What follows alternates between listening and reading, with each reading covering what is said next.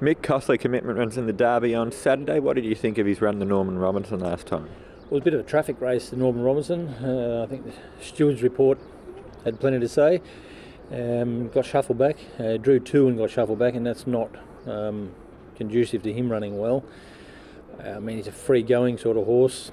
Craig was happy with the run. He hit the line good. The horse hit the line good over 2,000 metres. I mean, the key to winning the VRC Derby will be what young 3-year-old stays 2,500 metres on the day, won't it? So he's in the mix. He's had a really good prep. He's done the work. He's done the racing. He's sound and happy colt. So he's drawn well. He gets his chance. Happy with the way he pulled up from that run? Got a good constitution about him. I think he's a colt that thrives on the work. We had to smarten his attitude up with a bit of schooling over the logs. So I think he's honest. And as I said, the thing will be at the end of 2,500 metres at Flemington, what 3-year-old sort of hits the line the best. Where would you like to see him in the run? Well, it's a bit of a push to the first corner there, and it's a full field, so I dare say there'll be half a dozen from mid to outside want to be rolling forward.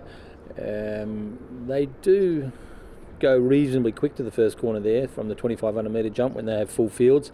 So from barrier, I think he comes into 5 if the emergency doesn't get a run. He's going to have to hold his ground to the corner, the first corner, and I would hope there's 4 or 5 in front of him and he gets the run of the race from there. Do you think Manawanu is the one to beat? I actually think Peter Snowden's horse is the one to beat. Induna? Induna. I thought the way he sprinted at the end of 2,200, I think he might be right time, right place sort of horse. I think he's gelded. Obviously clean-winded staying horse on the way up. Manawanui, 2,500 would be interesting. He's the best horse in the race, but 2,500 metres for a horse that's done his racing at this point, it'll be interesting. He's the best horse, but I'll be going Snowden's. You've got St Etienne running in the Carbine Club as well? Yeah, I don't know. Look, there's only 8 runners in that, so we are going to run. He's obviously coming out of maiden grade, and look, it wasn't a huge maiden win, but might be a bit soon for him, but look, hopefully he can run a place. And finally, Mick, just want to get your thoughts on something. We had a lot of talk in the press this week about a lack of Australian-bred horses in the Cup this year. Do you think the days of having Australian-bred horses in the race, are they over? Are we leaning more towards imports?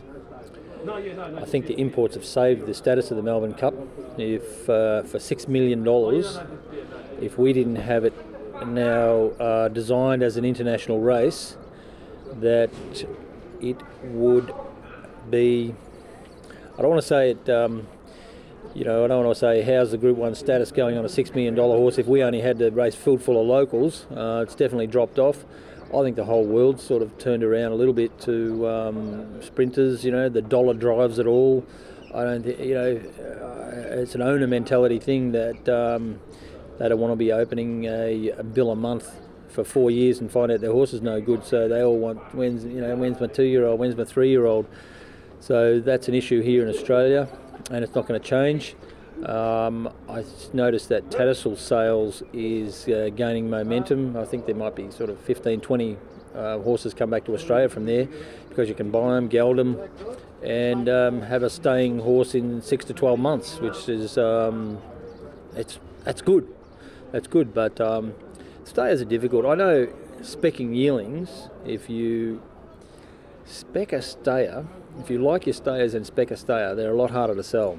So, which comes first? I think it's a thing where owners in Australia, they're 2-year-old driven, they're 3-year-old driven, they're driven by the return of the dollar quickly. So thank God for the internationals and for our greatest race.